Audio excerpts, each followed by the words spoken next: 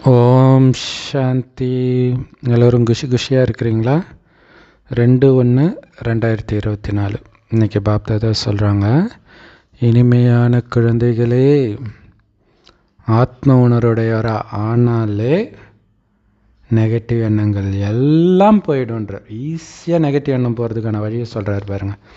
நிறைய பாருங்களேன், ஆத்ம உணர்வு இருந்தால் மாயை அறையாது, ஆத்ம உணர்வில் இருந்தால் நெகட்டிவ் எண்ணம் வராது. அப்போ இதெல்லாம் வந்தாலே நீங்கள் புரிஞ்சுக்கலாம் தேக உணர்வில் இருக்கிறீங்கன்ட்டு. எல்லாத்துக்கும் மேலே ஆத்ம உணர்வில் இருந்தால் எதை கண்டும் பயப்பட மாட்டீங்கன்றார். உலகழிவின் போது எப்படி நடுங்குவாங்க எல்லோரும். இப்போ நம்ம எப்படி இருக்கணும் யோசிச்சு பாருங்கள். அதுக்கு ஆத்ம உணர்வுடையவராகுங்க. அது மட்டும் இல்லை, எந்த கவலையும் இருக்காது, பயமும் இருக்காது. கவலைனா என்னன்னே தெரியாத ஒரு நிலையை அடைவீங்க. அதுக்குத்தான் குழந்தைகளே ஆத்ம உணர்வுடையவர் ஆகுங்கள் அப்படின்னு பாபா தினம் தினம் சொல்கிறார். ஏன்னா ஆத்ம உணர்வுடையவர் ஆகணும், எதுக்காக ஆகணும்னு தெரிஞ்சுக்கணும் இல்லையா? அது முக்கியம் இல்லையா? இந்த மனித சிருஷ்டி மரம் எப்படி வளருது, எந்த ஸ்பீடில் வளருது உங்களுக்கே தெரியும். ரொம்ப ரொம்ப ஸ்லோவாக வளருது. பேனு நகர்ற மாதிரி, பேன் ஊர்ந்து போகுதுன்னுவாங்க இல்லையா, அந்த மாதிரி பொறுமையாக வளருது தேவதா மரக்கன்று. நாடகமே அப்படி தான் போயிட்டு இருக்குது. அதே மாதிரி நாடகத்தின்படி இந்த மரமும் ரொம்ப ஸ்லோவாக வளருது. கொஞ்சம் கொஞ்சமாக பாபா குழந்தை ஆகிறாங்க. ஏன் தெரியுமா? சிம்பிள். மாயாவுடைய எதிர்ப்பு அவ்வளோ பலமாக இருக்குது. அதனால தான் வராங்க, போகிறாங்க, திரும்பி வரல, முடிஞ்சு போச்சு. மாயா ஒரே அடி அடித்து தள்ளிடுது அவங்க வீட்டுக்கு. அதனால தான் பாபா சொல்கிறாரு, ஆத்ம உணர்வுடையவராகிறதுக்கு முயற்சி பண்ணணும் குழந்தைகளே. தேக உணர்வு வந்துச்சுன்னா என்ன பண்ணும்? ஐயோ, எங்கள் அம்மா அப்படி சொல்கிறாங்க, எங்கள் அப்பா இப்படி சொல்கிறாரு, அவங்க மனசை கஷ்டப்படுத்த விரும்பலை, இவங்க என்ன அசிங்கமாக பேசுகிறாங்க. இது எல்லாம் எதனால் வருது? தேக உணர்வு. ஆத்மாவுக்கு ஒருத்தர் தான் அப்பா, அம்மா, கணவன், மனைவி, குழந்தை, எல்லாமே சிவபாபா. அப்படி இருந்தால் மற்றவங்களுக்காக சமுதாயத்துடைய கௌரவத்தெல்லாம் பார்க்க மாட்டீங்க. அது மட்டும் இல்லை, ஆத்ம உணர்வுடையவர் ஆனீங்கன்னா அளவற்ற சந்தோஷம் அனுபவமாகுன்றார். இன்றைக்கி ஃபுல்லாக ஆத்ம உணர்வுடையவர் ஆக்கிட்டு தான் மறு வேலைன்ற முடிவில் பாபா முரளியில் சொல்கிறார், லைனுக்கு லைன் இல்லையா? ஸோ அவ்வளோ சந்தோஷம் அனுபவமாகுன்றார் ஆத்ம உணர்வில் இருந்தால். சேவையும் ஈஸியாக வளர்ச்சி அடையும். உங்களுடைய படகும் அந்த கரைக்கு போயிடும். எப்போ?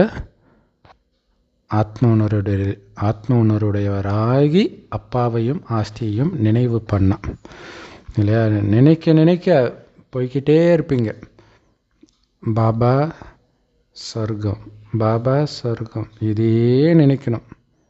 ஸோ நம்ம ஒரு சிஸ்டர் சொல்கிறாங்க, என்ன சொன்னாங்கன்னா, நைட்டு திடீர்னு 1 மணிக்கு முழிப்பு வந்ததும் சரின்ட்டு எழுந்திரிச்சு உட்காந்து பாபாவை நினச்சிக்கிட்டே இருந்தாங்களாம் 1:30 மணி வரைக்கும்.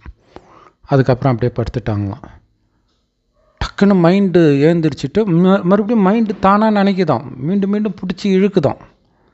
அதான் பாபா சொல்கிறார், சக்கரத்தை சுற்றிக்கிட்டே தூங்குனீங்கன்னா நைட்டு ஃபுல்லாக சக்கரத்தை சுற்றுறது உங்களுக்கு அனுபவமாகவும், காலைல எழுந்திரிச்சாலும் தானாக உங்கள் மைண்டு சுத்தம் சக்கரத்தைன்னுவார்.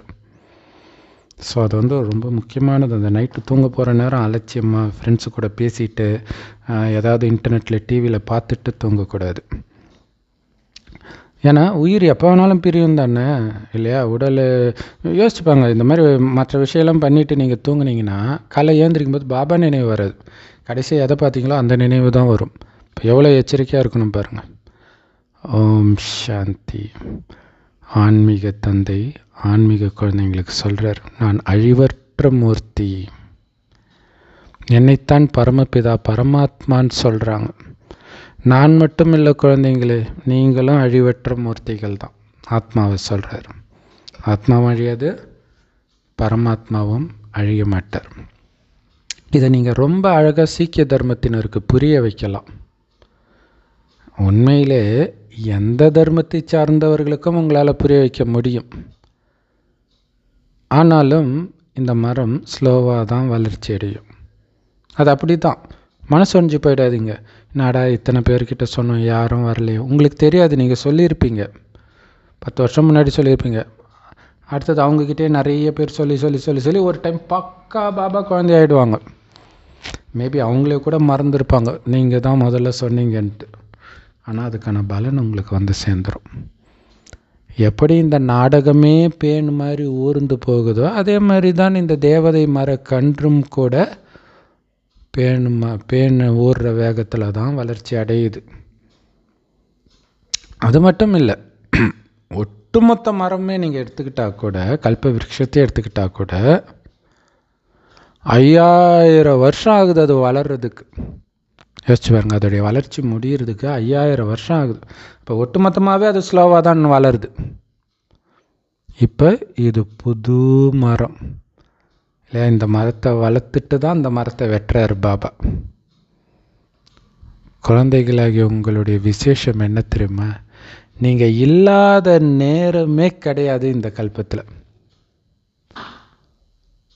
நீ இல்லாத இடமில்லை, சுடர்மிகு வடிவேலான்னு டிஎம்எஸ் பாட்டு ஒன்று வரும். ஆனால் உண்மையிலே நீங்கள் இல்லாத நேரம் இல்லை, எப்பவுமே இருக்கிறீங்க. 5000 வருஷம் இந்த சக்கரத்தை சுற்றிக்கிட்டு இருக்கிறீங்க, மறுபடியும் அப்படியே தொடர்ந்து சுற்றிக்கிட்டே இருக்கிறீங்க. ஆனால் அது பேன் மாதிரி தான் நகர்ந்து போகுது. யோசிச்சு பாருங்க, நம்ம வாழ்க்கையே யோசிச்சு பாருங்களா. எல்கேஜி யூகேஜி எப்போவோ நடந்த மாதிரி இருக்குது, என்ன இவ்வளோ ஸ்லோவாக இருக்குது, ரொம்ப நாள் வாழற மாதிரிலாம் ஃபீல் ஆகும். ஆத்மாவை பற்றி முதல்ல தெரிஞ்சுக்கோங்க. ஏன்னா முக்கியமான விஷயம், ரொம்ப கஷ்டமான விஷயமே அதுதான். அது உண்மையிலே தெரியாததுனால தான் ஆத்ம உணர்வில் வரமாட்டோம். தெரிய வேண்டிய அளவுக்கு தெரியல, புரிய வேண்டிய அளவுக்கு அதை ஆழமாக புரிய வைக்கல உங்கள் மனசுக்கு. ஆனால் நாடகத்தின்படி இந்த மரம் ஸ்லோவாக தான் வளரும்னு பாபாவுக்கும் தெரியும். ஏன்னா மாயா சும்மா இருக்காது, சண்டை போட்டுக்கிட்டே இருக்கும். ஏந்திரிப்பேன்னு தலையிலே தட்டிக்கிட்டே இருக்குது மாயா. இந்த நேரத்தில் அவளுடைய ராஜ்யம் வச்சு அந்த ராட்சசியோடைய ஆட்சி இது. ஆனால் கடைசி நேரம் இது. இன்னும் போக போக ராவணனே இருக்க மாட்டான் உலகத்தில் எங்கேயுமே, அந்த அளவுக்கு அழிச்சிடுவோம். அதுக்கு என்ன பண்ணணும்? எப்படி ராவணன் வரான்? உடம்புல தான் வரான். அந்த உடம்பே அழிச்சிடுங்க, ஆத்ம உணர்வுடையவர் ஆகிடுங்க, முடிஞ்சு போச்சு. ஸோ அதோடைய நினைவாக தான் பார்த்திங்கன்னா, கால் கழுவும்போது நல்லா கழுவணும், இல்லைன்னா யமன் ஒட்டிக்கிட்டு உள்ளே வந்துடுவான் அப்படின்னு சொல்லுவாங்க, சனி வந்துடுவான்னுவாங்க. ஸோ காலை கழுவுறதுனா என்ன அர்த்தம்? அந்த உடல் உணர்வை முற்றிலும் கழுவி ஆத்ம உணர்வுடையவர் ஆயிட்டீங்கன்னா மாயா வர முடியாது. அந்த மாதிரி ஆத்ம உணர்வுடைய குழந்தைங்கத்தான் சூப்பராக சேவை செஞ்சு ரொம்ப ரொம்ப சந்தோஷமாக இருக்கிறாங்க. மற்றவங்கள விட அவங்க ஏழையாக இருக்கலாம், ஏன் நோய் கூட இருக்கலாம், வயதானவர்களாக கூட இருக்கலாம், அவ்வளோ சந்தோஷமாக இருப்பாங்க. அவங்களுக்கு தேவையற்ற எண்ணம், நெகட்டிவ் எண்ணம் அதெல்லாம் அவங்க புத்தியில் இருக்கவே இருக்காது. நான் ஆத்மா போயிட்டு இருக்கிறேன் சொர்க்கத்துக்கு, இதே தான் அவங்க மைண்டில் இருக்கும். மாயையின் மீது வெற்றி அடைஞ்சிட்டு இருக்கிறீங்க, ஞாபகம் வச்சுக்கணும். ஆத்ம உணர்வுடைய ஆக என்ன அர்த்தம்? மாயையை அழிச்சிட்டு இருக்கிறீங்கன்னு அர்த்தம். யாராலையும் உங்களை அசைக்க முடியாத அளவுக்கு பலசாலி ஆகிறீங்கன்னு அர்த்தம். அதனால தான் மயான கொல்லையில் அம்மனுடைய உருவத்தை மண்ணிலே செஞ்சு படுத்த மாதிரி செஞ்சு வச்சுருப்பாங்க. அந்த டைமில் என்ன பண்ணுவாங்கன்னா, எல்லோரும் சேர்ந்து அந்த அம்மனுடைய வயிற்றில் ஏறி மெரித்து உடைப்பாங்க. இப்போ என்ன அர்த்தம்? உடல் உணர்வு தான் பிரச்சனை. உடல் உணர்வை முற்றிலும் உடைச்சி அழித்து கடைச்சிடுங்க. மீதி இருக்கிறது என்னது? உடைக்க முடியாத, வெட்ட முடியாத, எரிக்க முடியாத, நினைக்க முடியாத ஆத்மா நான் என்கிற உணர்வில் இருந்தால் மாயக்கிட்டேருந்து தப்பிச்சிடுவீங்க. பாருங்களேன், உடலை விட்டு இறந்து போய் கூட அது உடல் உணர்வில் இருக்கிறனால தான் பேயா சுற்றிட்டு இருக்குது. ஆனால் பாபா என்ன பண்ணுறார்? உடலில் இருந்துக்கிட்டே உடலை மறந்துடுன்றார். அங்கதனுடைய உதாரணம் கேட்டிங்கல்ல, எவ்வளோ பலசாலி. டேய் முடிஞ்சால் என் காலை அசைச்சு பாடுறா அப்படின்னு ராவண ராஜ்யத்தில் சொன்னானே, அந்த மாதிரி நீங்கள் ஆத்ம உணர்வுடையவர் ஆனீங்கன்னா சவால் விட முடியும். அதனால தான் உங்களை நான் மகாவீரர்னு சொல்கிறேன். ஆனால் இப்போ ஒரு மகாவீரர் கூட கிடையாது. போக போக தான் மகாவீரர் ஆவீங்க, அதுவும் வரிசைக்கிரமமாக. யார் நல்ல சேவை செய்கிறாங்களோ அவங்க தான் மகாவீரர் வரிசையில் வருவாங்க. இப்போ நீங்கள் சத்திரியனாக இருக்கிறீங்க அப்படின்னு அர்த்தம், வீரராக இருக்கிறீங்க. சத்திரியனா சண்டை போடுறவங்க. இன்னும் போக போக தான் நீங்கள் மகாவீரன் ஆவீங்கன்றார். இப்போதைக்கு வீரன், மாயை எதிர்த்து நிற்க தயாராகிட்டீங்க, ஆனால் அடித்த உடனே ஓடி போயிடுறீங்க. அடுத்தது நீ என்ன வேணாலும் ஆடுறான்ட்டு ஆடாத அசையாத நிற்கும்போது தான் நீங்கள் மகாவீரன். சின்ன சந்தேகம் கூட இருக்கக்கூடாது. இது ரொம்ப ரொம்ப முக்கியமானது. நம்மளால் மாயை வெல்ல முடியுமா, நம்ம நாராயணன் ஆக முடியுமா, சின்ன சந்தேகம் கூட வரக்கூடாது. நான் ஆகலைன்னா யார் ஆவா, அப்படி இருக்கணும். நிறைய பேர் அகங்காரம் பிடிச்சவங்களாக இருக்கிறாங்க, யாரை பற்றியும் கவலைப்பட மாட்டுறாங்க. அதனால் பாபா சொல்கிறார், அப்படி இருந்தால் எப்படி நீங்கள் சொல்கிற ஞானத்தை அவங்க கேட்பாங்க. ரொம்ப ரொம்ப பணிவாக இந்த ஞானத்தை சொல்லணும். இல்லையா, இப்போ சாப்பாடு போட்டால் கூட இந்த சாப்பாடு அப்படின்றதுக்கும் சாப்பிடுப்பா போதுமா அப்படின்னு நிறைய பேர் விஜயகாந்தை சொல்லுவாங்க. அவரே எங்களுக்கு போட்டு கொடுத்தாரு, ஸோ அது அவருக்கு தேவையே கிடையாது இல்லை. ஸோ அந்த அளவுக்கு அதை விட முக்கியமானது இந்த ஞானம், ஞான அமிர்தம். அப்போ இதை ஊட்டி விடும்போது அவ்வளவு பணிவோடு ஊட்டி விடணும். அவங்க ஏற்றுக்காது அடுத்த விஷயம், ஆனால் அந்த பணிவு போயிடக்கூடாது, ரொம்ப முக்கியம். நீங்கள் வாதமே பண்ணாலும் பணிவோடு பண்ணணும். உங்களுக்கு தெரியாதது எதுவும் இல்லைன்ற வார்த்தை யூஸ் பண்ணி நிறைய பேர் பேசுவாங்க. அது ரொம்ப அற்புதமான மந்திரம். அது சொன்னோடனே அவங்க அகங்காரம் குறையும். உங்களுக்கு தெரியாதது இல்லை சாமி, உங்களுக்கு தெரியாதது இல்லை ஃபாதர், அப்படி சொல்லணும். அவங்க நம்மளை மட்டம் தட்டினாலும் பரவாயில்ல, நமக்கு தெரியும் அவங்க சொல்கிறது தப்பு தான்ட்டு, ஆனாலும் அகங்காரத்தை ஏந்திரிக்க விடக்கூடாது. அம்ரித்சரில் சீக்கிய தர்மத்தினருக்கு போய் நீங்கள் சேவை பண்ணலாம். எல்லாருக்கும் ஒரே செய்தி தான் கொடுக்க போகிறீங்க. அப்பாவை நினைத்தால் ஆத்மாவில் இருக்கிற துரு நீங்கும். இது ஒன்றும் கஷ்டம் கிடையாதே. அந்த மனிதர்களும் என்ன சொல்கிறாங்க, கடவுளை நினைந்தானே சொல்கிறாங்க. சீக்கியர்களும் சாஹிப், அதாவது கடவுளுக்கு மகிமை இருக்குது அப்படின்றாங்க. அதுதான் அவங்க ஏக் ஓங்கார் அப்படின்னு சொல்லுவாங்க சீக்கிய தர்மத்தினர். அப்படின்னா என்ன அர்த்தம்? ஓங்காரமானவர் ஒருவர், அதாவது நிராகாரமானவர். அவர்தான் சத்தியமானவர், அழிவற்றவர். அந்த அழிவற்ற மூர்த்தி யாருங்கிறது தான் இப்போ கேள்வி. அவங்க என்ன சொல்கிறாங்க, சத்குரு அழிவற்றவர், சத்ஸ்ரீ அக்கால்னு சொல்கிறாங்க. சத்குரு மட்டும் இல்லை, ஆத்மா கூட அழிவற்ற மூர்த்தி தான். ஆத்மாவுக்கு ஒரு பொழுதும் மரணம் வராது. இதுக்கப்புறம் எதுக்கு பயப்பட போகிறீங்க? என்ன கொன்னுடுவானான்னு கேட்பாங்க. கொல்லவே முடியாது ஆத்மாவை, அப்புறம் என்ன பயம் இருக்குது உங்களுக்கு? ஆத்மாவுக்கு பாகம் கிடைச்சிருக்குது, அதை நடிக்குது. எல்லாரும் அவங்கவுங்க பாகத்தை நடிக்கிறாங்க. அப்படி இருக்கும்போது ஆத்மாவுக்கு எப்படி மரணம் வரும்? மரணம் வந்தால் எப்படி நடிக்கும்? உடலுக்குத்தான் மரணம். ஆத்மா அழிவற்ற மூர்த்தி.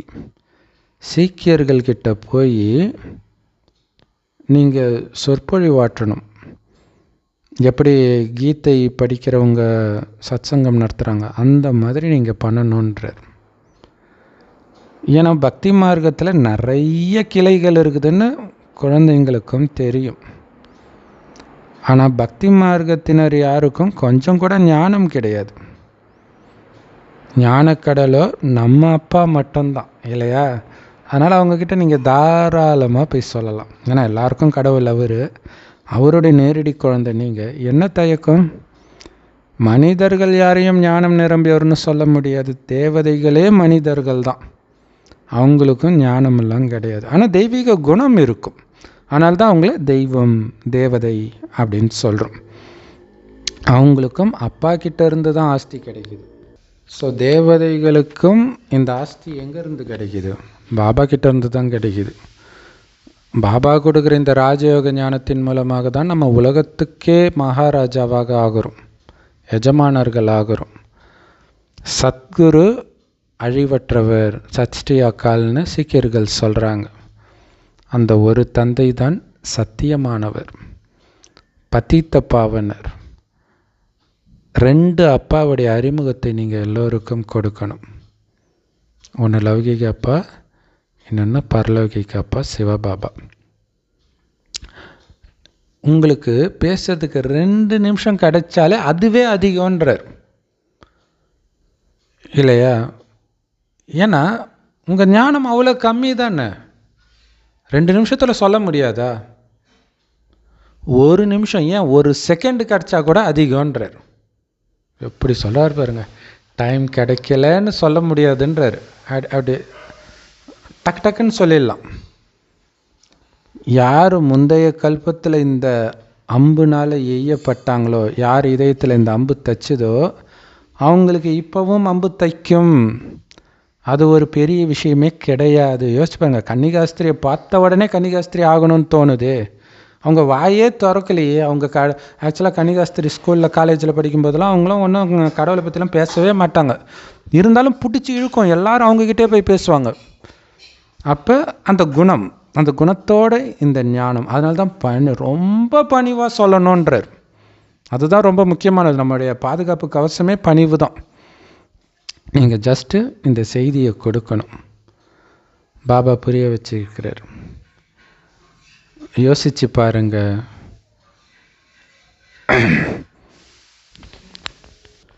குருநானக்கு வந்தார், அவர் என்ன ஏதாவது செய்தியாக கொடுத்தாரு? நான் வாங்க நம்ம வீட்டுக்கு போகலாம், அதுக்கு நீங்கள் தூய்மை ஆகணும்னு நான் சொன்னார்? அதெல்லாம் ஒன்றும் சொல்லலை. தூய்மையான ஆத்மாக்கள் மேலேருந்து வந்துச்சு. அப்புறம் யார் அவங்க வரும்போதே அது தூய்மையாக தான் வருது. அவங்களுடைய மதம் விருத்தி அடையுது, அவ்வளோதான். அந்த மதத்திற்குரிய விஷயத்தை தான் அவர் பேசினார். என்னென்ன பண்ணணும் என்னென்ன பண்ணக்கூடாதுன்ட்டு. அவர் சொன்ன எதுவுமே தூய்மை ஆகிறதுக்கான விஷயம் கிடையாது. அழுக்கானவங்ககிட்டையும் அவர் சொல்லலை. ஏன்னா அவர் சொல்லி முடித்த பிறகு தான் தூய்மையான ஆத்மாவே மேலேருந்தே வருது, அவங்க தர்மத்தை ஆத்மா. உண்மையிலே எந்த மனிதனும் சத்கதி கொடுக்கிற வள்ளல் கிடையாது, ஒரு பாபாவை தவிர. மனிதர்கள் தான் அவங்க இந்த தர்மத்தை சார்ந்தவர்கள்னு சொல்லலாம், அவ்வளவுதான். பாபா சொல்கிறார், மனிதர்களை உருவாக்கி அத்தனை தர்மத்திலிருந்தும் விலகி உங்களை ஆத்மானு உணருங்க. இதுதான் மெயின். உங்களை ஆத்மானு உணருங்க, அதுதான் மெயின். இல்லையா? உங்களை ஆத்மானு உணருங்கன்றது சாதாரண விஷயமா? இதை சொல்கிறதுக்கு எவ்வளோ நேரம் ஆகும்? ஆத்மானு உணருங்க இல்லையா? ஆமாம் ஆத்மான் தான் எனக்கு தெரியுங்க, உணருங்க. அப்போ அவன் யோசிப்பான், தலையை பிச்சுக்கும், அது எப்படி உணருது? ஏன்னா என்கிட்ட ஒரு பிரதர் கேட்டார், இந்த உடம்புல இருந்து ஆத்மாவை பிரிக்கிற பயிற்சி பிரம்மகுமாரிகள் பண்ணுறாங்களே, அது எப்படின்னு கேட்குறார். அவர் பக்தியில் ரொம்ப தீவிரமாக இருப்பார். யாராவது எங்கள் ஃபோன் எடுத்தால் கூட அவர் என்ன கலர் ட்ரெஸ்ஸு போட்டிருக்காரு, அவருக்கு என்ன பிரச்சனைன்னு சொல்கிற அளவுக்கு பவர்ஃபுல்லான ஆள் பக்தியில். ஆனால் அவர் கேட்குறாரு, பிரம்மகுமாரிகள் உடல்ல இருந்து ஆத்மாவை பிரித்து பார்க்குற பயிற்சி பண்ணுறாங்களே, அது எப்படி? அப்போ அவங்கள அது பிடிச்சி இழுக்குது பாருங்க, அது எப்படின்ட்டு. அதானே உண்மையிலே நம்ம ஞானம், உடலிருந்து ஆத்மாவை பிரிக்கிறது தானே. அதான் அவசரம், ஆத்மானு உணருங்க, தூய்மையாகுங்க. குருநானக் என்ன சொன்னார்? அவர் அழுக்கு துணியை துவைக்கிறார், கடவுள் அழுக்கு துணியை துவைக்கிறார் அப்படின்னு சொல்லிட்டார், அவ்வளோதான். ஸோ அது கூட அவர் எழுதலை, பின்னாடி வந்தவங்க வேதமாக அதை எழுதுகிறாங்க. ஆரம்பத்தில் அவர் சொல்கிறத ஃபாலோ பண்ணுறவங்க ரொம்ப ரொம்ப கம்மி. அப்போ அந்த கம்மியான மக்கள்கிட்ட என்னத்தை சொல்கிறது? அதனால் நிறைய பேர் அவரை ஃபாலோ பண்ணுறவங்க வந்த பிறகு தான் புக்கு எழுதுகிறாங்க. இப்போ தான் பாபா இந்த ஞானத்தை கொடுக்கிறாரு. யோசிச்சு பாருங்க. ஏன்னா இப்போ அழுக்காக இருக்கிறோம் இல்லையா, அதனால் கொடுக்குறாரு தூய்மை ஆகிறதுக்கான ஞானத்தை. அடுத்தது தூய்மையான உலகத்துக்கு போயிடுறோம், இந்த ஞானம் தேவையில்லை. அடுத்தது துவாபர யுகத்தில் அழுக்காகிறோம் பார்த்தீங்களா, அப்போ இந்த ஞானம் வெளிப்படுது வேதங்களாக. எவ்வளோ சூப்பரான விஷயம் இல்லையா? சொர்க்கத்தில் வெளிப்படல, ஏன்னா அதுக்கான தேவை கிடையாது. தங்க யுகத்தில் எந்த வேத சாஸ்திரமும் கிடையாது. அதனால் முதல்ல புரிய வைங்க, அப்பாவை நினைவு செய்தால் உங்கள் பாவங்கள் அழியும். ஸோ நம்ம சொல்கிறதெல்லாம் ஒரே விஷயந்தான். அப்பாவை நினை, பாவம் அழியும், ஆஸ்தி கிடைக்கும். மற்றபடி கண்டிப்பாக உலக அழிவு நடந்தே தீரணும், தப்பிக்கவே முடியாது. அதனால் கேளுங்க, எங்கும் நிறைந்தவர்னு சொல்கிறீங்களே, அது யாரை சொல்கிறீங்கன்னு கேளுங்க. இல்லை, யாரை சொல்கிறீங்க? இந்து மதத்தில் தான் எங்கும் நிறைந்தவர்ன்றீங்க. இந்து மதத்தில் தான் 1008 கடவுள். எந்த கடவுளை எங்கும் நிறைந்தவர்னு சொல்கிறீங்கன்னு சொல்லுங்கள். அதே மாதிரி சீக்கிய தர்மத்தில் போய் கேளுங்க, யாரை நீங்கள் ஏக் ஓம்கார் இல்லையா, அதாவது உடலற்றவர் ஒருவரே சொன்னீங்க இல்லையா, அவர் தான் தந்தைன்னு சொல்லுங்க. அவர் எப்படி அழிவற்ற மூர்த்தியோ அதே மாதிரி அவருடைய குழந்தைகளாகிய நாமும் அழிவற்ற மூர்த்தி தான். நம்ம எல்லாருக்கும் உட்கார்றதுக்கு சிம்மாசனம் இருக்குது. அது என்னது? இந்த உடம்பு புருவ மத்தி. நம்ம எல்லோரும் ஒரு சிம்மாசனத்தை விட்டுட்டு இன்னொரு சிம்மாசனத்தில் போய் உட்காரோம், அதாவது வேறு உடல் எடுக்கிறோம்.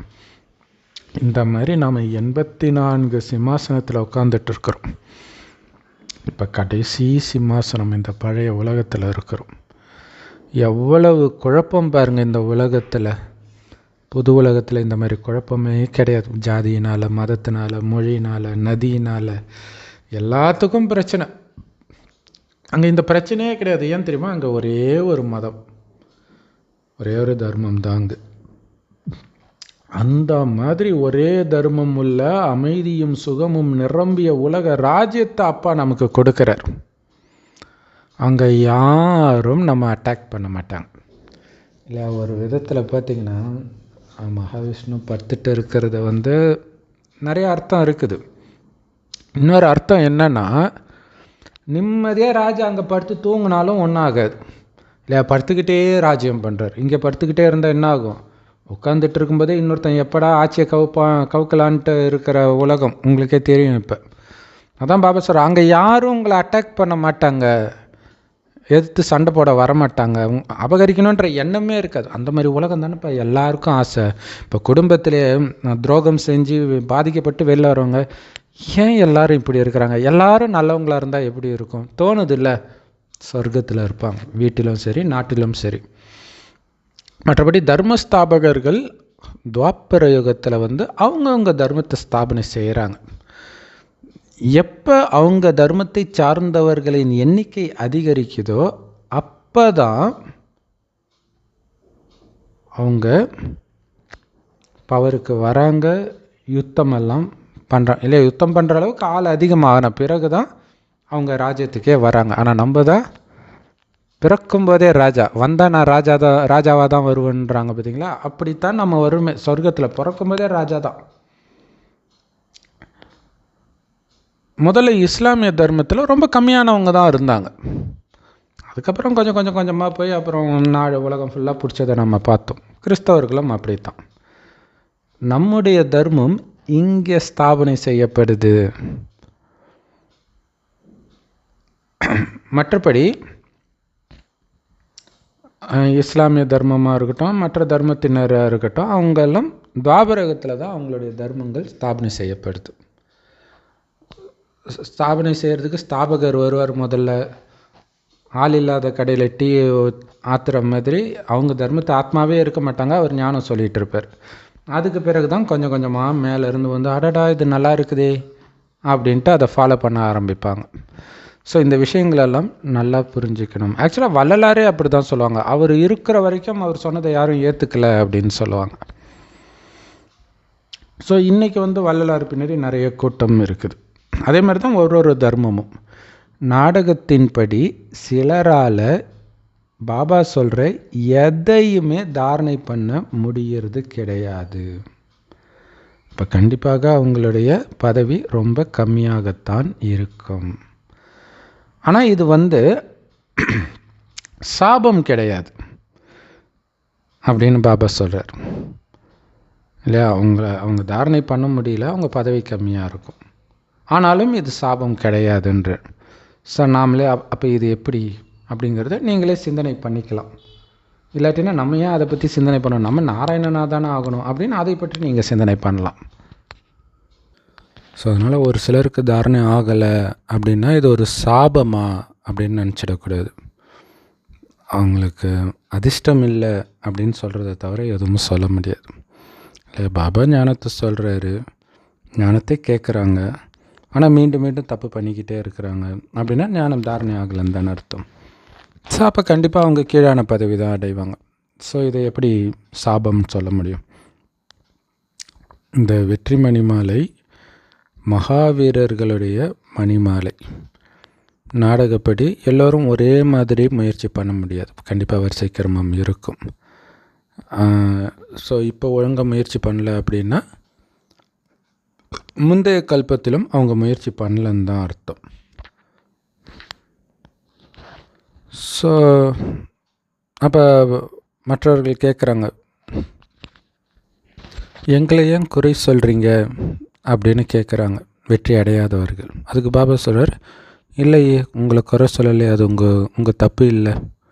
அதே நேரத்தில் உங்களுடைய அதிர்ஷ்டத்தில் இல்லைன்னா பாபா கூட என்ன பண்ண முடியும்? ஸோ யார் யார் என்னென்ன பதவி அடைவதற்கு தகுதியுடையவர்களாக இருக்கிறாங்க அப்படின்னு பாபாவுக்கும் தெரியுது. சீக்கிய தர்மத்தை சார்ந்தவர்களுக்கு சொல்லுங்கள், கடவுளை நினைவு செய்தால் நீங்கள் அமைதியும் சுகமும் அடைவீர்கள் அப்படின்ட்டு. அவங்களுடைய தர்மம் ஸ்தாபனை ஆகும் பொழுது தான் அவங்களுக்கு சுகம் கிடைக்கும் இல்லையா? ஒவ்வொரு தர்மமும் அந்தந்த தர்மம் ஸ்தாபனை செய்யப்படுற நேரத்தில் அவங்களுக்கு சுகம் கிடைக்கும். இப்போ எல்லாருமே கீழே வந்துட்டாங்க. சத்குரு அழிவற்றவர் அப்படின்னு நமக்கு நம்பிக்கை வந்திருக்குது. யாரை, அதாவது அவங்களுக்கு சீக்கியர்களுக்கு நம்ம இப்படி புரிய வைக்கணும், சத்குரு அழிவற்றவர்னு நீங்கள் நம்புறீங்க தானே, அதனால தான் சத் ஸ்ரீ அக்கால், சத்குரு அழிவற்றவர்னு அர்த்தம். இப்போ யாரை அந்த குரு சத்குருன்னு சொல்கிறீங்க அப்படின்னு கேளுங்க. ஏன்னா சத்கதி எல்லோருக்கும் கொடுக்கக்கூடிய குருவோ ஒரே ஒருவர் தான். மற்றபடி பக்தியை கற்றுக் கொடுக்கறதுக்கு நிறைய குருக்கள் இருக்கிறாங்க, தேவைப்படுறாங்க. ஆனால் சத்கதி கொடுக்குற குரு ஒருத்தர் தான். அவர் தான் சத்கதி அடையிறதுக்கான ஞானத்தை கொடுப்பார். அவர் தான் இப்போ நமக்கு இந்த ஞானத்தை கொடுக்குறார். ஸோ தாய்மார்களாகிய நீங்கள் இதை அவங்களுக்கு புரிய வைக்கலாம்.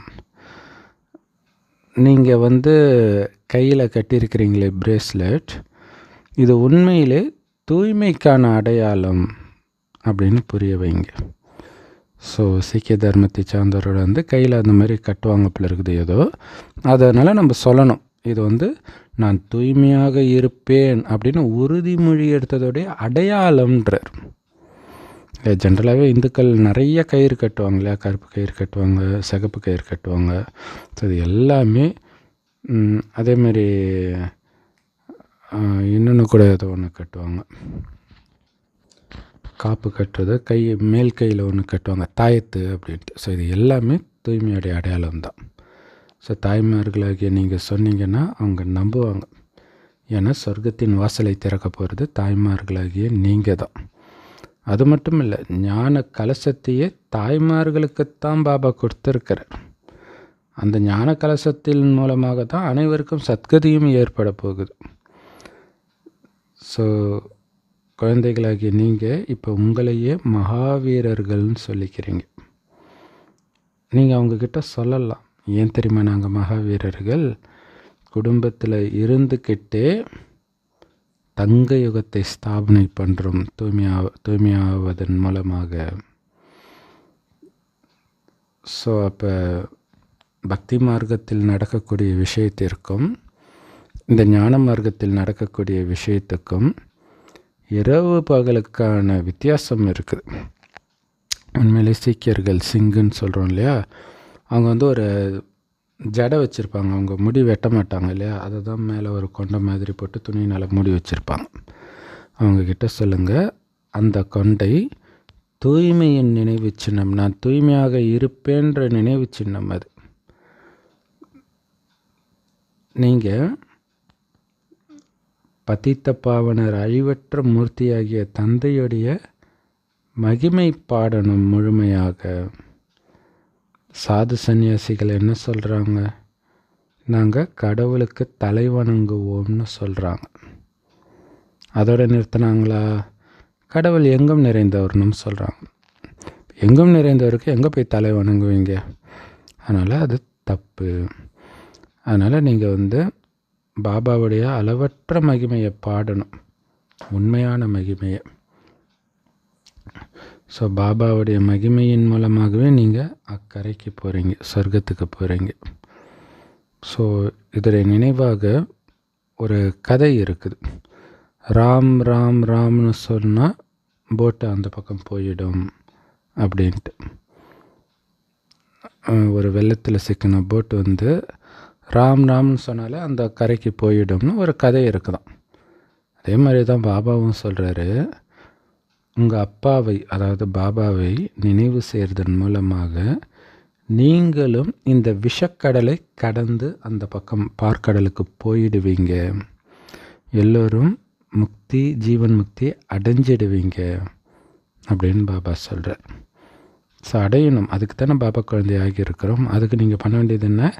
வாயை திறந்து ராம் ராம் சொல்ல தேவையில்ல, ஆனால் பாபாவை நினைவு பண்ணிக்கிட்டே இருக்கணும். வாயை திறந்து சொல்லவே கூடாதுன்னு அர்த்தம் கிடையாது, சொல்ல வேண்டிய அவசியம் கிடையாதுன்றார். அதை புரிஞ்சுக்கணும் இல்லையா? ஸோ அடிக்கடி மறந்துடுதுன்னா வாயால் சொன்னாலும் தப்பு கிடையாது. நீங்கள் அம்ரித்சருக்கு போய் கூட சத்சங்கம் பண்ணலாம், பாபாவை பற்றி அறிமுகத்தை கொடுக்கலாம். நீங்கள் எல்லோரும் என்ன சொல்கிறீங்க?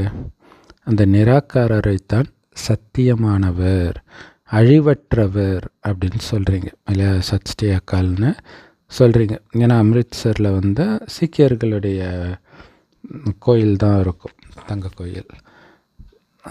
தெரில தங்க கோயிலான்னு தெரில, பட் அவங்க ஆமாம் தங்க கோயில் தான் நினைக்கிறேன், அங்கே இருக்குது, ரொம்ப ஃபேமஸானது.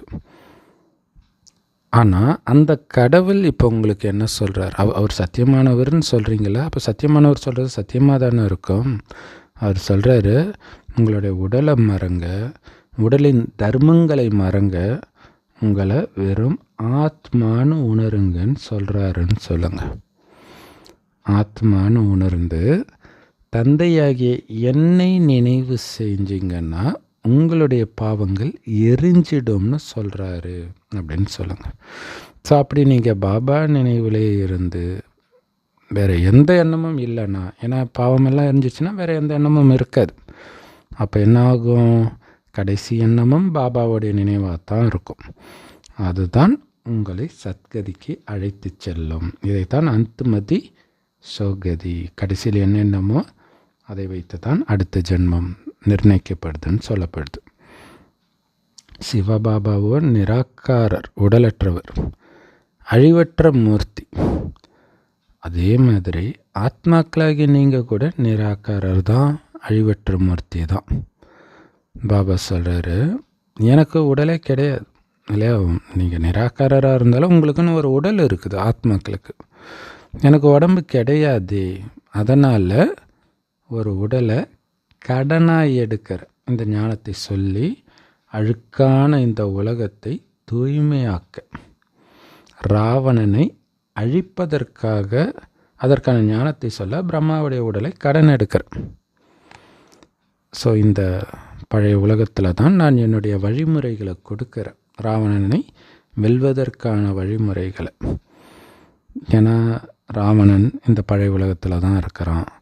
ராவணனால் அழுக்காக்கப்பட்டவர்கள் இந்த பழைய உலகத்தில் தான் இருக்கிறாங்க. ஆனால் 19 உலகத்தில் ஒரே ஒரு தேவதை தர்மம், பரிசுத்தமான தர்மம், அங்கே ராவணனே கிடையாது. அதனால் அங்கே பாபா வர வேண்டிய அவசியம் கிடையாது.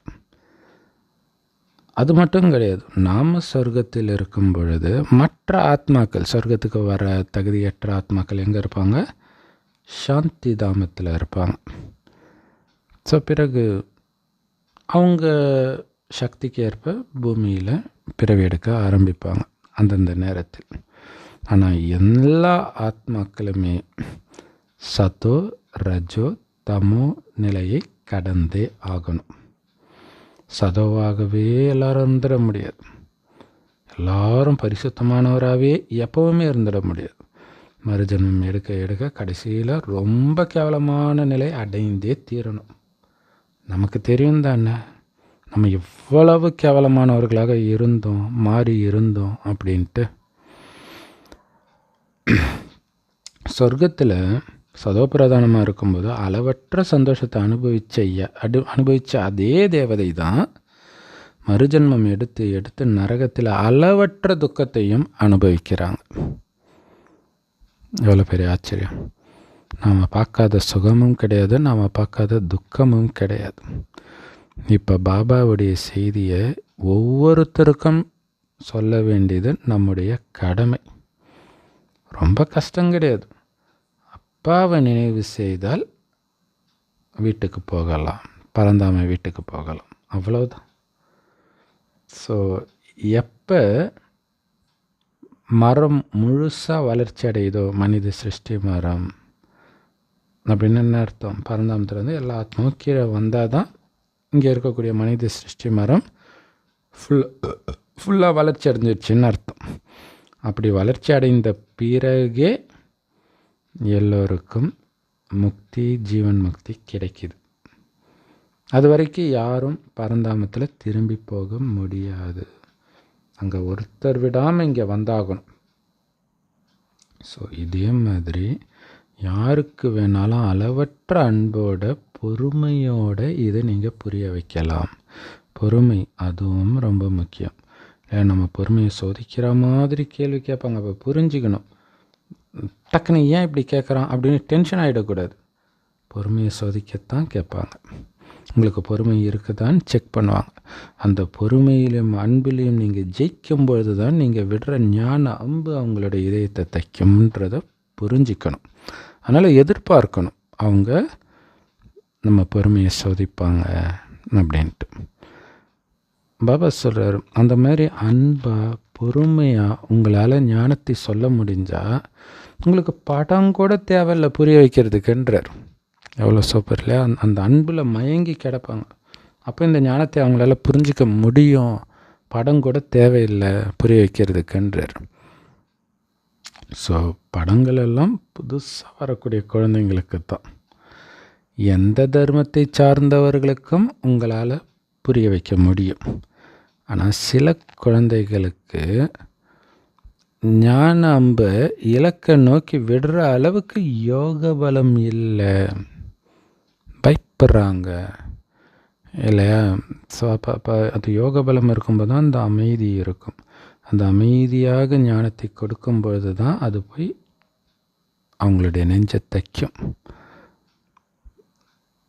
சொல்கிறாங்க மனிதர்கள், பாபா நான் தோத்துட்டேன் பாபா மாயா கிட்ட, என் மூஞ்ச கருப்பாக்கிடுச்சு பாபா மாயா அப்படின்னு சொல்கிறாங்க. மூஞ்ச கருப்பாக்கிடுச்சுனால என்ன அர்த்தம்? காமத்தில் விழுந்துட்டாங்கன்னு அர்த்தம்.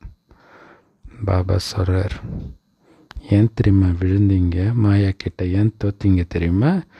நீங்கள் தான் தேவதையாக இருந்தீங்கன்றதையே உணரலை. தேவதை உயர்ந்தவன் அப்படிங்கிற கர்வம் இருந்தால் விழுந்திருப்பீங்களா இந்த மாயா கிட்ட? அதுதான் முக்கியமான விஷயம். நீங்கள் யாருன்றதை மறந்துடுறீங்க. நீங்கள் சாதாரண ஆளாக நினைக்கிறீங்க. அதனால தான் சாதாரண மனிதன் மாதிரி நடந்துக்கிறீங்கன்றார்.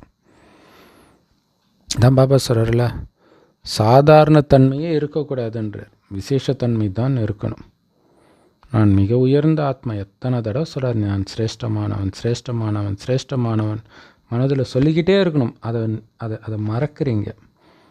அதனால தான் மாயை ஓங்கி அரைஞ்சி காமம்ன்ற சாக்கடையில் தள்ளிடுது. அசுரர்களாக மாறிட்டீங்க. பாபா சொல்கிறார், உங்களை ஆத்மான்னு உணர்ந்து அப்பாவாகிய என்னை நினைவு பண்ணுங்க. இவ்வளோதான் மகாமந்திரம். இது சதா மைண்டில் ஓடிட்டு இருக்கணும். அந்த ஆத்ம உணர்வில் இருந்தால் அவ்வளோ சந்தோஷம் வரும்னு பாபா சொல்கிறாரு பாருங்க. அதனால் ஆத்மான்னு உணர்ந்து அப்பாவை நினைவு செய்யுங்க. அனைவருக்கும் அப்பாவுடைய அறிமுகத்தை கொடுங்க. அதேமாதிரி இப்போ சினிமா தேட்டர்லலாம் நீங்கள் ஸ்லைடு போடலாம். ஸ்லைட் ஷோ இப்போ தேட்டரில் போடுறாங்களான்னு தெரில. நாங்கள் சின்ன வயசில் இருக்கும்போதெல்லாம் ஆரம்பத்துலேயும் போடுவாங்க, இடைவேளை அப்போவும் போடுவாங்க. ஸோ நிறைய விளம்பரம் அதில் தான் வரும். அப்படியும் நீங்கள் போடலாம். ஏன்னா ஸ்லைடுக்கு வந்து காசும் கம்மியாக இருக்கும்னு நினைக்கிறேன் விளம்பரத்துக்கு.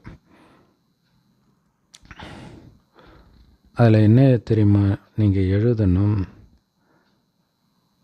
திருமூர்த்தி பரமபிதா பரமாத்மா சிவபெருமான் சொல்கிறார், நிரந்தரமாக என் ஒருவனை மட்டும் நினைவு செய்யுங்க, உங்களுடைய பாவம் அப்போ தான் அழியும் அப்படின்னு போடுங்க. இவ்வளோதான் செய்தியே, முக்கியமான செய்தி இதுதான். அவரை நினைத்தால்தான் பாவம் அழியும். பாவம் இருக்கிறதுனால தான் இப்போ கஷ்டப்படுறோம்.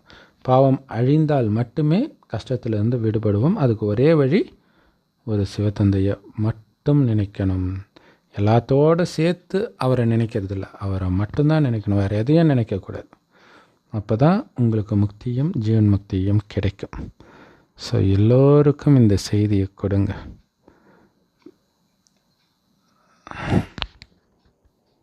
அதனால் ஒவ்வொருவருடைய மனதையும் ஒழுங்குபடுத்தக்கூடிய இந்த மன்மனாபவன்ற மகா மந்திரத்தை அனைவருக்கும் கொடுக்குற மாதிரி ஸ்லைடுகளை உருவாக்குங்க. இந்த படிப்பு ரொம்பலாம் நேரம் எடுக்காது இல்லையா? ஆத்மான்னு ஒன்று வந்து அப்பாவை நினைக்கணும். இதை சொல்கிறதுக்கு எவ்வளோ நேரம் எடுக்கும்? 2 நிமிஷமே அதிகன்றார் இந்த செய்தியை சொல்கிறதுக்கு. இன்னும் போக போக எல்லாரும் இதை புரிஞ்சுக்குவாங்க. அதனால் எதை பற்றியும் நீங்கள் கவலைப்படாதீங்க. என் கடன் பணி செய்து கிடப்பதே. அந்த மாதிரி நம்மளுடைய வேலை பாபாவோட அறிமுகத்தை கொடுத்துக்கிட்டே இருக்கிறது தான். எல்லா கவலையிலிருந்தும் நீங்கள் விடுபடணும். பாருங்க, மனிதர்கள் மரணத்தை கண்டு எவ்வளவு பயப்படுறாங்க. இங்கே பயப்படுறதுக்கான விஷயமே கிடையாது.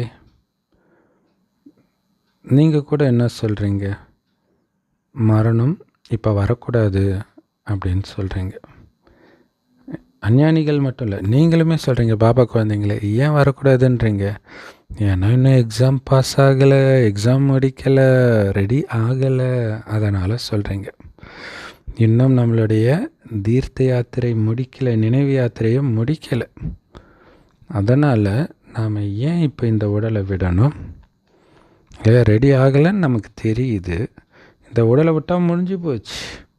அப்புறம் எப்போ இன்னொரு ஜென்மம் எடுத்து ஞானம் கிடைக்குமோ, கிடைத்தாலும் நமக்கு புரியுமோ, புரிஞ்சாலும் இல்லை எந்த வயசில் புரியுமோ தெரியாது. அப்படியே புரிந்தாலும் அந்த நேரம் உலகம் எவ்வளோ தமோ பிரதானமாக இருக்கும். யோசிச்சு பாருங்கள். இப்போவே இவ்வளோ கஷ்டமாக இருக்குன்னா அடுத்த ஜென்மத்திலலாம் நம்ம என்றைக்கு முயற்சி பண்ணுறது?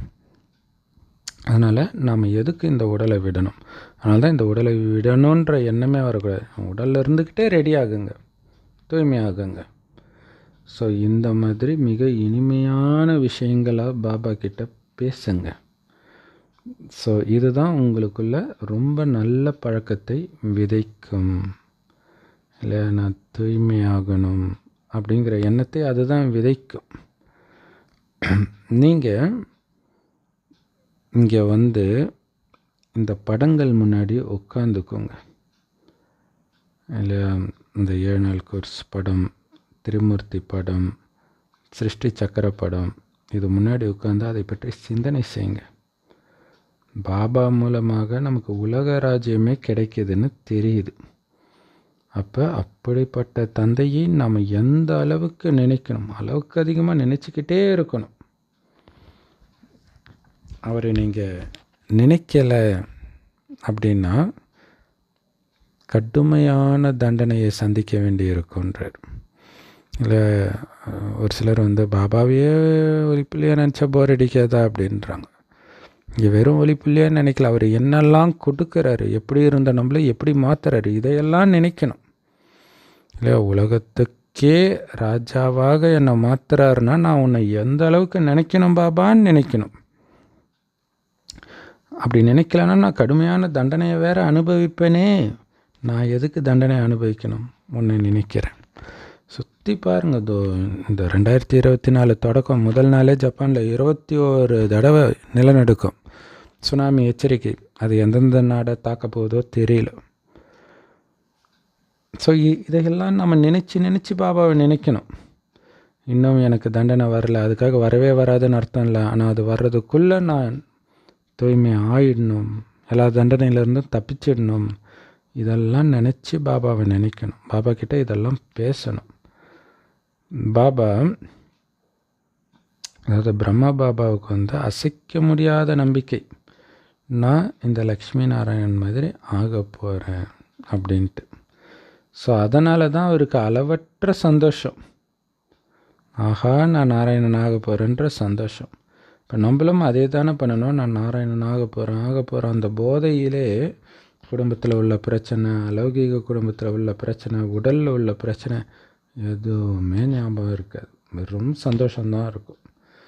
ஸோ இந்த படங்களை பார்த்தாலே உங்களுடைய போதை அதிகரிக்குது. அந்த லக்ஷ்மி நாராயணன் படத்தை பார்த்தாலே. ஏன்னா நீங்களும் இந்த மாதிரி ஆகணும். அது உங்களுடைய படம்தான். பாபா, நான் உங்களை நினைவு செய்து கண்டிப்பாக இந்த மாதிரி ஆவேன் அப்படின்னு பாபா கிட்ட சத்தியம் பண்ணுங்க, பேசுங்க, நினச்சிக்கிட்டே இருங்க. உங்களுக்கு எதுவும் செய்கிறதுக்கு வேலை இல்லை அப்படின்னா உடனே படத்து முன்னாடி உட்காந்துட்டு இந்த மாதிரி சிந்தனை பண்ணுங்க. இல்லை, வேலை முடித்த உடனே, எந்த வேலை முடித்தோடனே டக்குன்னு பாபா கிட்டே போயிடுங்க. பாபா கிட்டே போனாலே உங்களுடைய சிந்தனை வேலை செய்ய ஆரம்பிச்சிடும் ஞானத்தை வச்சு. நாம் அப்பா கிட்ட இருந்து இந்த ஆஸ்தியை அடையிறோம் அப்படிங்கிறத ரொம்ப ஆழமாக பதிய வைங்க. இல்லையா, கடவுள்கிட்ட இருந்து அடையிறோம். எப்படி அடையிறோம்? நினைவுனால அடையிறோம். வேறு எதுவுமே அவர் நம்மக்கிட்ட எதிர்பார்க்கல. ஸோ இது சாதாரண யுக்தி கிடையாது. நான் அப்பா கிட்ட இருந்து அடையிறேன் அப்படிங்கிறது சாதாரண யுக்தி கிடையாது. ஸோ ரொம்ப ஈஸியாக கொடுக்குறார். ஜஸ்ட்டு நீ நினைவு மட்டும் பண்ணிக்கிட்டே இரு, என்னையும் ஆஸ்தியையும். இவ்வளோ ஈஸியாக பாபா கொடுத்தாலும் உங்களுடைய அதிர்ஷ்டத்தில் இல்லைன்னா நீங்கள் பாபாவை நினைக்கிறதே கிடையாது. பாபா சொல்கிறார், இந்த பயிற்சியை அதிகமாக பண்ணிக்கிட்டே இருங்க. குறிப்பாக மதுபன் வரும்போது உங்களுக்கு என்ன, சாப்பாட்டிலேருந்து எல்லாமே மதுபன்லேயே கொடுத்துட்றாங்க. ஸோ நீங்கள் பாட்டுக்கு பாபாவை நினச்சிக்கிட்டே இருக்க வேண்டியது தான். நம்ம அப்பா வீடு அது, எந்த வேலையும் கிடையாது, ஃபுல் ஓய்வு. நீங்கள் பாட்டுக்கு பாபாவை நினச்சிக்கிட்டே இருங்க. பிறகு உங்களை சுற்றி இருக்கக்கூடிய ராகு கிரகணங்கள் எல்லாம் அகற்றப்பட்டுடும். அதே மாதிரி இந்த ஏணி படத்தை பற்றியும் நீங்கள் சிந்தனை பண்ணணும். ஒருவேளை அதுவும் உங்கள் அதிர்ஷ்டத்தில் இல்லை அப்படின்னா அதை பற்றியும் சிந்தனை பண்ண மாட்டீங்க. ஸ்ரீமத்தை ஃபாலோ பண்ண மாட்டீங்க. இல்லையா, பாபா முறையில் சொல்கிறது தான் ஸ்ரீமத். அதை ஃபாலோ பண்ண மாட்டீங்க அதிர்ஷ்டத்தில் இல்லைன்னா. பாபா உங்களுக்கு அழகாக பல வழியை கொடுத்துக்கிட்டே இருக்கார். எல்லா வழியையும் பிளாக் பண்ணுறது தான் இந்த மாயாவுடைய வேலையே. மற்றபடி பாபா ரொம்ப ரொம்ப புத்திசாலியான வழிமுறைகள் எல்லாம் கொடுக்குறார். ஆனால் என்ன வழிமுறைனாலும் சாரம் என்ன? அப்பாவை நினைவு பண்ணிக்கிட்டே இருங்க, ஆஸ்தியை நினைவு பண்ணிக்கிட்டே இருங்கன்றது தான். கோபியர்களை கேட்குறாங்களாம்,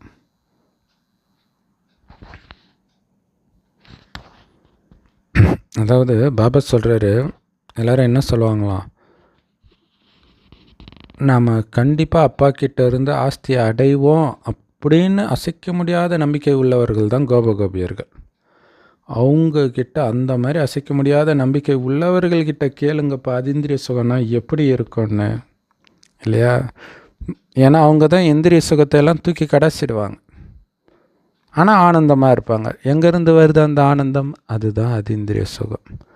நிச்சய புத்தியினால் வருது. கண்டிப்பாக அப்பா கிட்ட வந்து முழு ஆஸ்தி அடைய போகிறேன், நாராயணன் நான் தான் அப்படின்ற போதையில் மூழ்கிறதுனால அந்த அதீந்திரிய சுகத்தை அவங்களால அனுபவம் பண்ண முடியுது. பாபா சொர்க்கத்தை ஸ்தாபனை செய்து அந்த சொர்க்கத்தின் எஜமானர்களாக நம்மளை மாற்றுற. ஸோ அந்த மாதிரி தான் படங்களும் உருவாக்கப்பட்டு இருக்குது.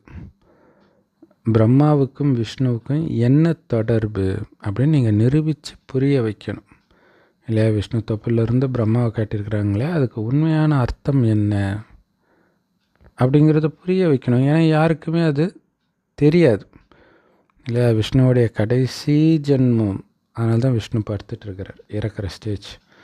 அந்த நேரத்தில் அவரிலிருந்து பிரம்மா வெளிப்படுறாருன்றது தான் வயிற்றில் தொப்பிலிருந்து தாமரை கொடி வருது, அது மேலே விஷ்ணு இருக்கிறார் அப்படின்னு புரிய வைக்கணும். ஏன்னா உங்களை தவிர யாருக்கும் இந்த ஞானமெல்லாம் புரியாது. மனிதர்கள் பிரம்மா படத்தை பார்த்து கன்ஃபியூஸ் ஆகிடுறாங்க, குழம்பிடுறாங்க. என்ன, நாங்கள் பார்த்த பிரம்மாவுக்கு 3 தலையில் இருக்கும், என்ன உங்கள் பிரம்மாவுக்கு 1 தலை தான் இருக்குது, சாதாரண மனுஷன் மாதிரி இருக்கிறார் அப்படின்னு குழம்பிடுறாங்க. என்ன பண்ணுறது, சொர்க்கத்தின் ஸ்தாபனை உடனடியாக ஸ்தாபனை செய்யப்படுமா என்ன? அதுக்கு கொஞ்சம் டைம் எடுக்கத்தான் செய்யும். அதேமாரி உங்களுக்கும் கர்மாதித்த நிலை அடையிறதுக்கும் டைம் எடுக்கும். ஞானம் கிடைச்ச உடனே கர்மாதித்த நிலை அடைய போகிறது கிடையாது. ஸோ அதுக்கு நீங்கள் நான் ஆத்மா ஆத்மா எதுவுமே இது இல்லைன்ற பயிற்சி பண்ணணும். அதை தான் அடிக்கடி மறந்துடுறீங்களே. ஸோ அதுக்கு தான் அந்த பழக்கத்தை ஏற்படுத்திக்கிட்டே இருங்க. நான் ஆத்மா, பரமாத்மாவுடைய குழந்தை, சொர்க்கத்தை அடைய போகிறேன் அப்படிங்கிறது சதா மனதுக்குள்ளே ஓடிக்கிட்டே இருக்கணும்.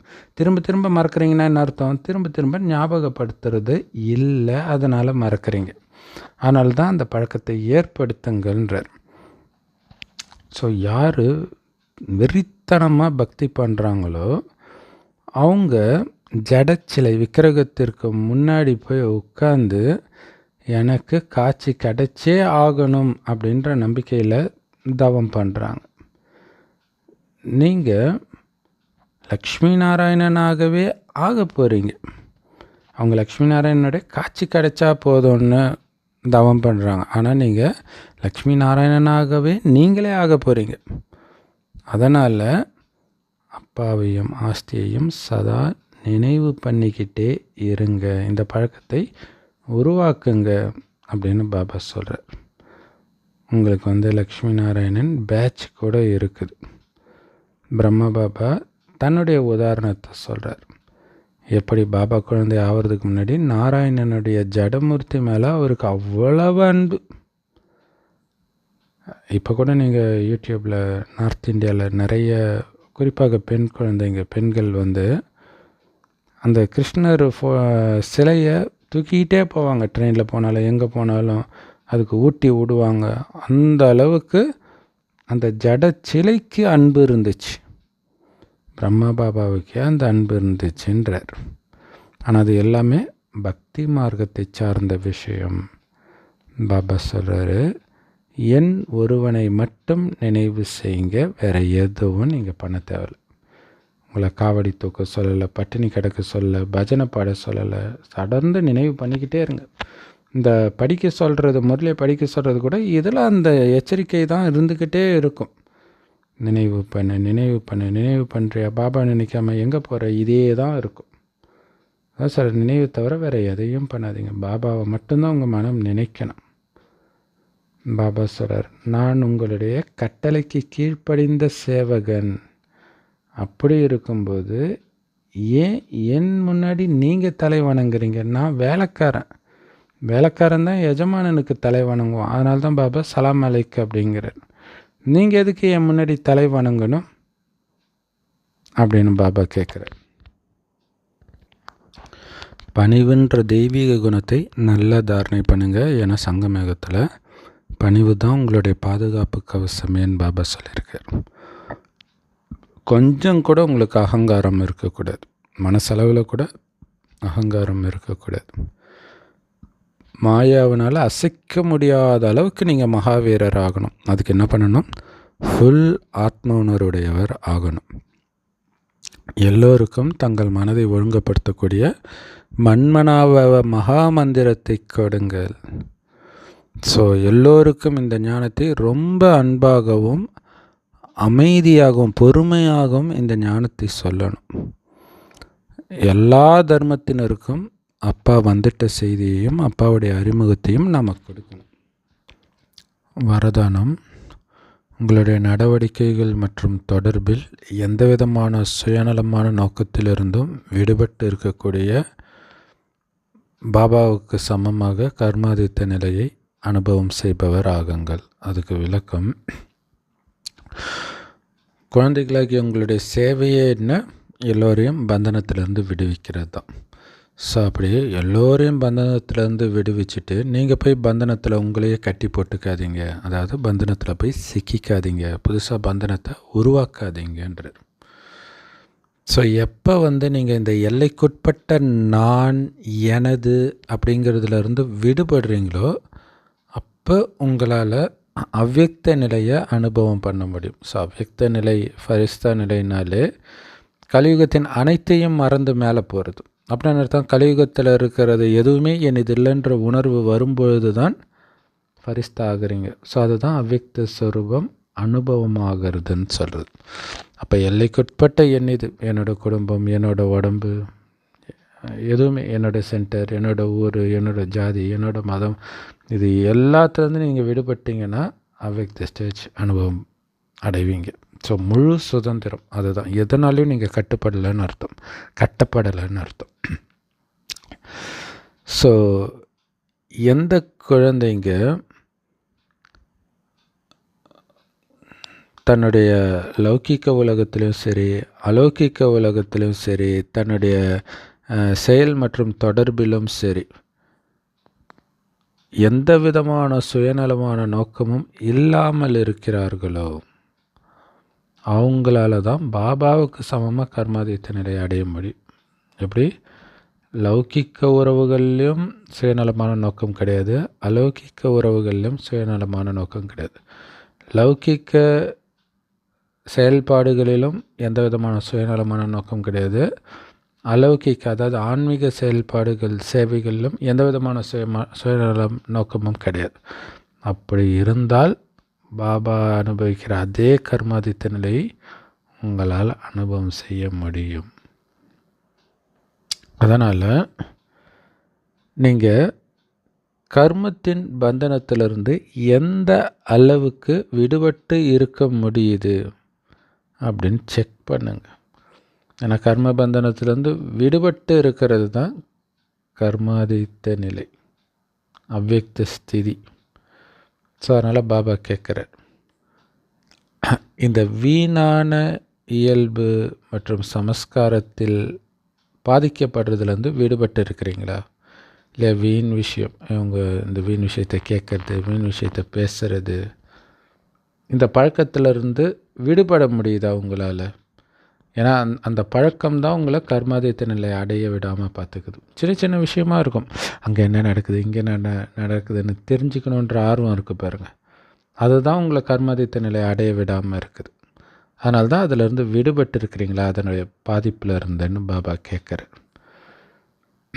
நீங்கள் எப்போவாச்சும் கூட உங்களுடைய கடந்த கால இயல்போ அல்லது சமஸ்காரத்தினாலேயோ பாதிக்கப்படலை தானே, அல்லது பாதிக்கப்படுறீங்களா?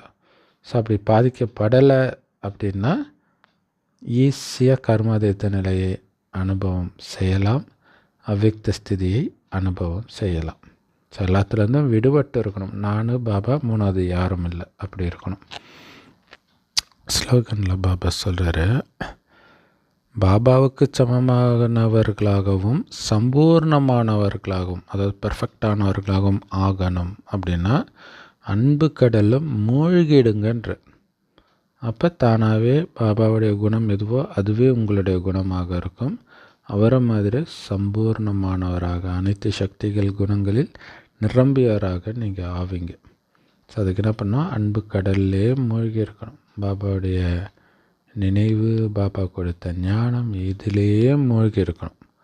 அப்போ தானாகவே பாபாவுக்கு சமமாகவும் சம்பூர்ணமானவராகவும் ஆயிடுவீங்க.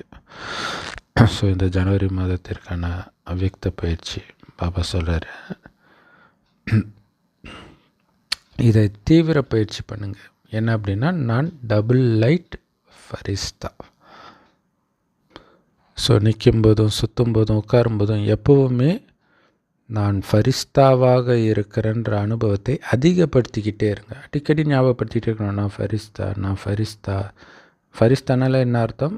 கலியுகத்தின் எந்த ஞாபகமும் எனக்கு இல்லை, கலியுகத்தின் எந்த விஷயமும் என்னை பிடிச்சி இழுக்கலை, என் மீது எந்த பிரபாவத்தையும் ஏற்படுத்தலை அப்படின்ற நிலையை அந்த பயிற்சி பண்ணிக்கிட்டே இருங்கன்றார்.